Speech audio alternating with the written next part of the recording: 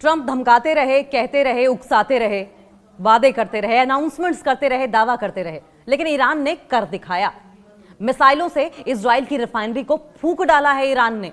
ऐसे अंगारे बरसाए कि तिनका तिनका इस रिफाइनरी का जल उठा, और जो डिब्री वहां पर दिखाई दे रही है उससे ईरान के गुस्से और ईरान के डिसीजंस, उनके फैसले साफ झलक रहे हैं। तो तबाही की कहानी जो डिब्री बयां कर रही है वो सिर्फ और सिर्फ अमेरिका और इजराइल की देन है। जो किया वही भुगता, जो बोया वही काटा। जो धमकी कई दिनों से डोनाल्ड ट्रंप ईरान को दे रहे हैं, ईरानी सेना ने वो कर दिखाया। डोनाल्ड ट्रंप धमकी देते रहे और ईरानी सेना ने कहा कि आओ हम कर ही देते हैं, तुम धमकी दे रहे हो हम करके दिखा देते हैं। ईरानी मिसाइलों के एक बड़े जत्थे ने इजराइल के औद्योगिक शहर, इंडस्ट्रियल शहर है हाइफा, उसको अपना टारगेट बनाया, जहां पर बाजान तेल रिफाइनरी के एक पेट्रोल टैंक में बहुत भीषण आग लग गई। घटना के बाद इलाके में धुएं का गुबार देखा गया, और इससे पहले एक दिन पहले भी नेओत होवाओ, ये भी एक इंडस्ट्रियल एरिया है, यहां पर मिसाइल गिरी थी, और ये ताबड़तोड़ मिसाइलें ईरान की ओर से गिराई गई, और ये सिलसिला लगातार जारी है। 100-200 का अंदाजा लगाया होगा इजराइल अमेरिका ने, हो सकता है 300-400 का लगाया हो, लेकिन ये मिसाइलें खत्म होने का नाम नहीं ले रही हैं। ईरान की ये मिसाइलें अभी और गरजेंगी, अभी और बरसेंगी, और जो इस इंडस्ट्रियल एरिया पर गिराई गई मिसाइल है जिससे केमिकल रिसाव का खतरा पैदा हो गया था।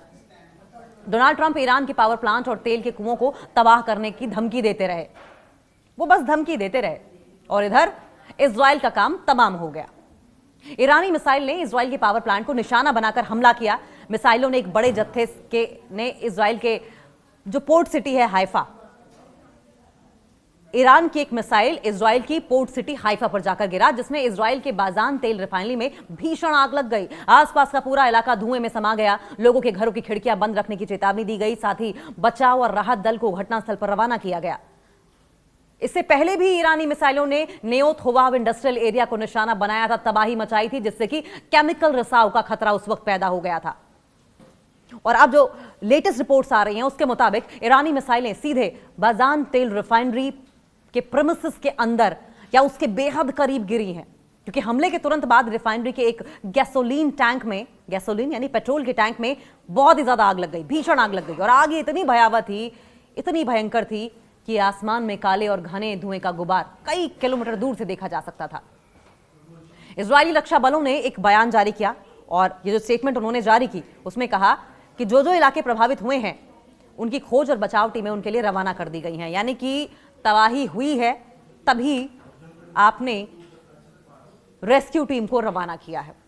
हालांकि अमेरिका और इजराइल की तो पुरानी आदत रही है, अपना नुकसान मत दिखाओ, सामने वाले का बढ़ा चढ़ा कर बताओ। हालात ऐसे हो गए थे, घरों की खिड़कियां तक बंद करनी पड़ी थी लोगों को, बाकायदा वार्निंग अलर्ट जारी किया गया था। इजराइल के पर्यावरण संरक्षण मंत्रालय की ओर से यह कहा गया कि रिफाइनरी परिसर में एक टैंक जल रहा है और इससे भारी धुआं निकल रहा है।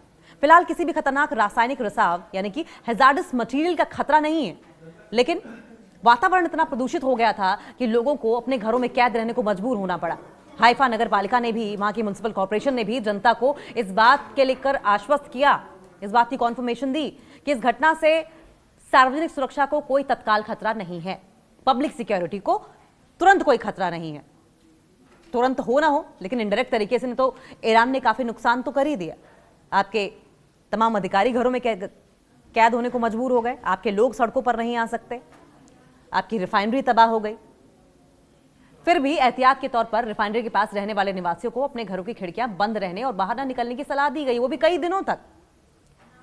सवाल यह भी कि अब तक कितने इजरायली जंग के चपेट में आ चुके हैं। 28 फरवरी को शुरू हुए ईरान और अमेरिका इजराइल जंग का असर दिखने लगा है, जहां एक और अमेरिका और इजराइल ने ईरान के टॉप नेताओं, कमांडर्स के साथ सैकड़ों नागरिकों को मारा, मासूम जानों को लिया।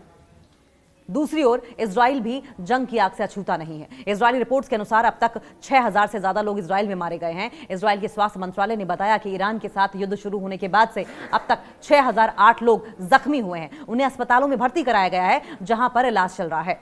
तो ये डेटा इजराइल का है। अब सवाल यह है कि देखा यही जाता है कि वेस्टर्न मीडिया किस तरीके से अमेरिका और इजराइल के फेवर में खबरें मैनेज करती है। वहां अगर मरेंगे 100 तो बताया 1 जाएगा। तो ये 6000 का जो आंकड़ा है, असल में कितने लोग मारे गए हैं, कितने जख्मी हुए हैं, इस बारे में आप अंदाजा लगा लें कि सच्चाई क्या हो सकती है, हकीकत क्या हो सकती है। हालांकि प्रोपेगेंडा दावा यह किया जा रहा है कि दोनों ओर से किया जा रहा है। न्योत हुवाव में केमिकल लीकेज की आशंका बनी हुई है लगातार। यह भी एक बड़ा खतरा है इजराइल के लिए, और खासकर पोर्ट सिटी हाइफा के लिए, क्योंकि हाइफा पर हमले से ठीक एक दिन पहले ईरानी मिसाइलों ने दक्षिणी इजराइल के न्योत हुवाव इंडस्ट्रियल एरिया पर अटैक किया था।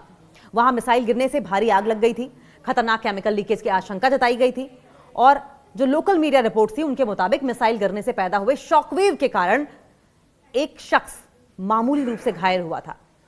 पर्यावरण मंत्रालय अभी भी इस बात की इन्वेस्टिगेशन कर रहा है, जांच कर रहा है कि क्या वहां रसायनों का रिसाव हुआ है, क्योंकि अगर रसायनों का रिसाव हुआ तो ये सालों साल की समस्या हो जाएगी। अगर इसे मैनेज नहीं किया गया, सालों साल छोड़िए, दशकों की समस्या हो जाएगी। लगातार निशाने पर तेल रिफाइनरीज हैं ईरान के। देखिए, ईरान ने उस जड़ पर वार किया है जिससे कि पूरा का पूरा पेड़ ही गिर जाए, और यह है कि तेल रिफाइनरीज पर निशाना करना। ये पहली बार नहीं है जब बाजान तेल रिफाइनरी को निशाना बनाया गया है। इससे पहले हुए हमलों में भी मिसाइलों के मलबे और छर्रे रिफाइनरी परिसर में गिरे थे, जिससे वहां बिजली आपूर्ति बाधित हो गई थी।